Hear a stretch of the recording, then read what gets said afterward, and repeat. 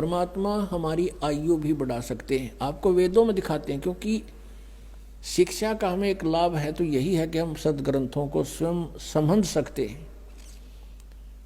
और जब तक हम नहीं समझेंगे, कोई भी हमें बढ़ा दे, कुछ भी कह दे, हम उससे की मान लेंगे। जिस कारण से आज तक हम यह भटक रहे हैं और इन नकली संतों के पीछे लटक रहे हैं। ये देखिएगा, ये है ऋग्वेद, आपको दिखाते हैं ये कहाँ से प्रकाशित है। सर्वदेशिक आर्य प्रतिनिधि सभा, महर्षि दानंद भवन, रामलीला मैदान, नई दिल्ली से। उनके फोन और फैक्स नंबर ये है। ये मुद्रक है Prince Offset Printers, 1510 Pataudi House, Daryaganj, New Delhi से। ऋग्वेद मंडल नंबर 10,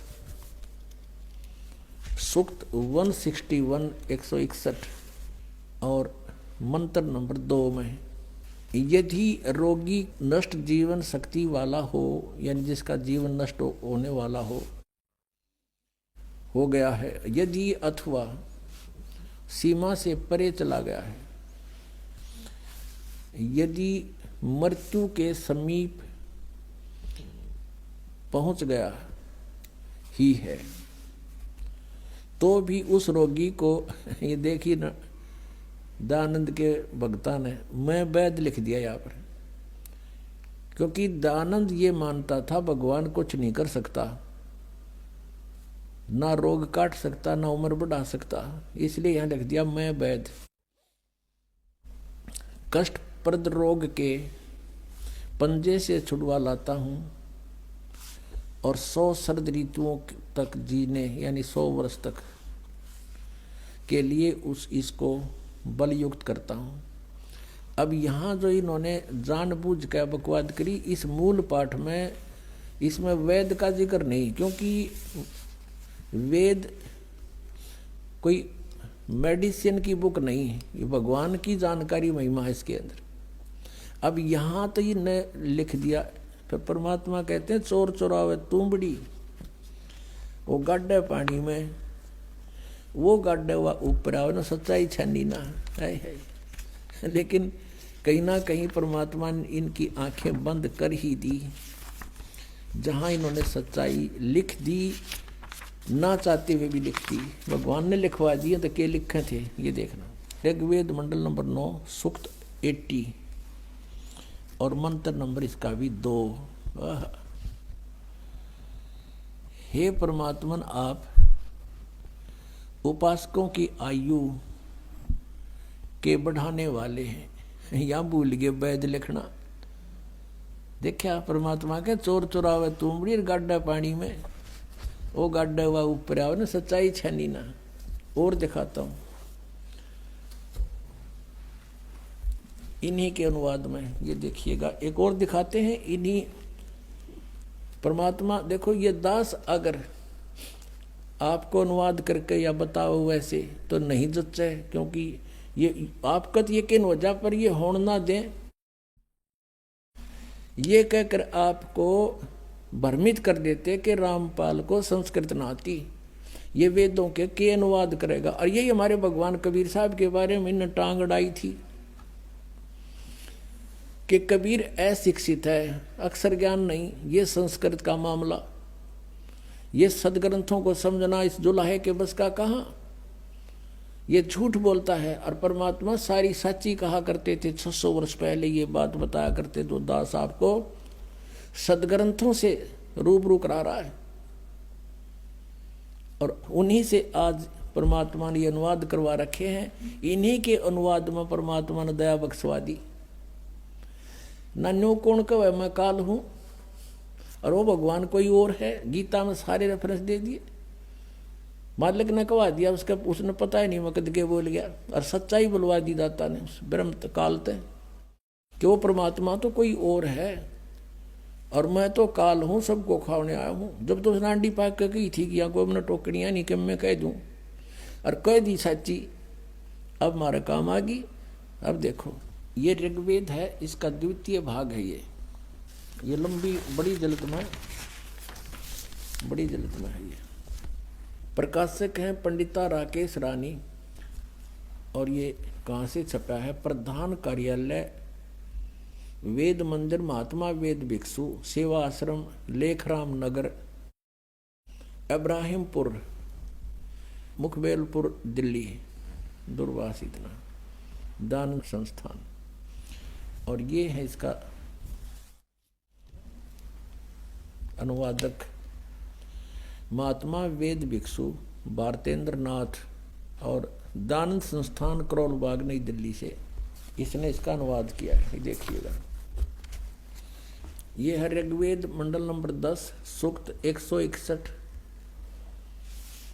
ये 161, और ये दूसरा मंत्र इसका। इसने बहुत बढ़िया अनुवाद किया। सच्चाई, यदि किसी रोगी की जीवन शक्ति समाप्त हो, उसकी आयु ना रही हो, यदि वह सीमा से परे हो गया है, यदि वह मृत्यु के सन्निकट चला गया है, तो भी उसे मैं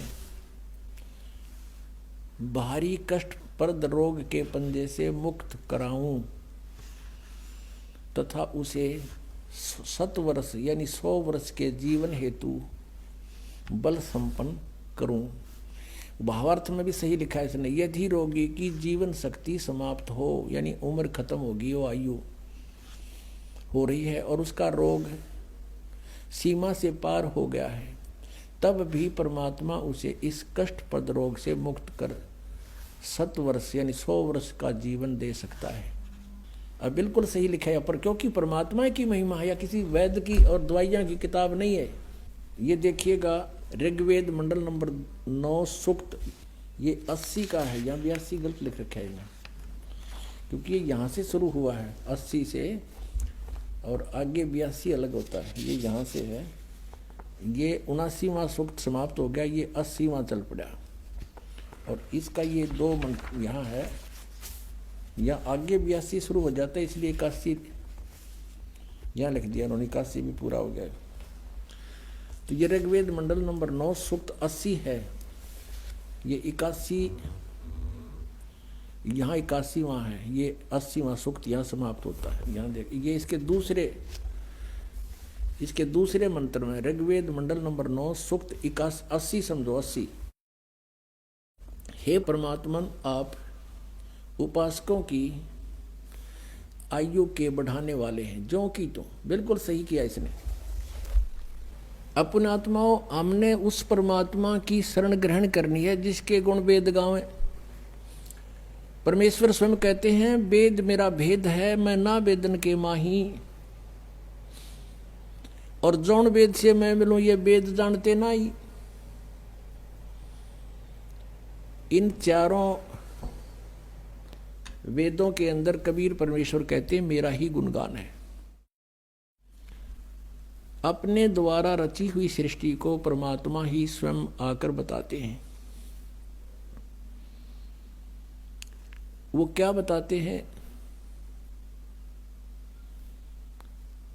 कि आप यहां कैसे आकर फंस गए इस काल के जाल में।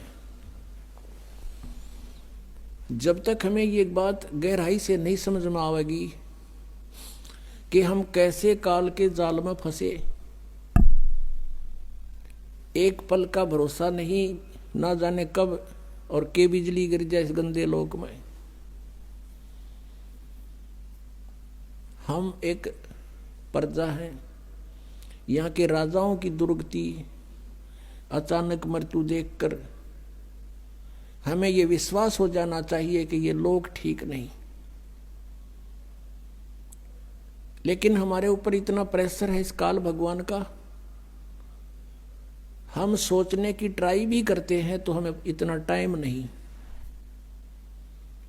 और जब ये मृत्यु हो जाती है टाइम में टाइम कुत्ता बन के सैर सपाटे कर, कदे इधर घूम रहा कदे इधर खका ठा रहा है, सारा दिन चैन नहीं। एक भक्त अपने मित्र से कहा करता कि आज सत्संग में चलेंगे।